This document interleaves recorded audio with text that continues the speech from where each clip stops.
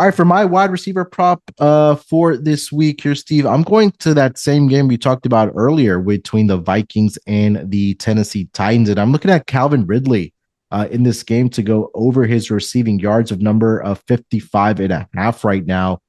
And speaking of DeAndre Hopkins, since the Titans traded him, Ridley has clearly became their number one target for the Titans. And in the 3 games since the trade of DeAndre Hopkins, Ridley has a total of 32 targets over the last 3 weeks. We just talked about Travis Kelce being number one. Calvin Ridley in that span, he has the fifth most targets in the league over the last 3 weeks. He's in pretty elite company in that span as well, right? Talked about Kelce. I mentioned Jamar Chase, CeeDee Lamb, and Malik Neighbors to round out the top 5 guys.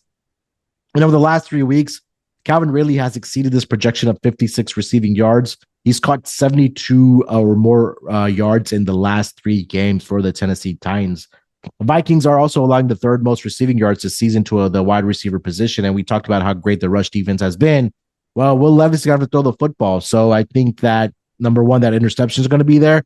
But again, if they are trailing in this game, they're going to have to throw the football. And I think that Calvin Ridley is definitely going to be the beneficiary of that. Last note here, Steve, one wide receiver has gone over this projection every single week, except for last week. The Jaguars didn't have a receiver to that, but prior to the first 9 weeks, at least one wide receiver that the Minnesota Vikings have faced has gone over this number of 55 and a half. So I love Calvin Ridley this week.